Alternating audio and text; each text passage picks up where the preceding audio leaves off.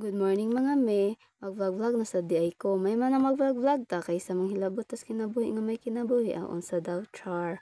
So for today's na vlog, na ako mga me is mauni akong trabaho every morning.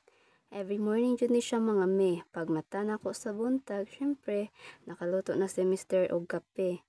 Ay, ginaluto ba din ng kape? Oy, hindi. Bitaw, oy. Kada buntag is si Mr. ang mag-init og tubig.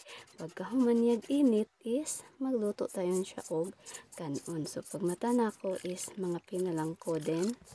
Human, mahugas og plato, luto og sudan, human, pag mata sa mga bata, limpyo dayon ko sa among gamay na kwarto. Mas nindot jud mga may og limpyo atong balay bisan og pobreta basta kabalo lang tamang limpyo sa atong kaugalingong balay. Mas ganahan man gud ko og limpyo na ang balay bago ko mag-cellphone mga me. Inigaw man na nako og ligo sa kong anak, human na sila og kaon.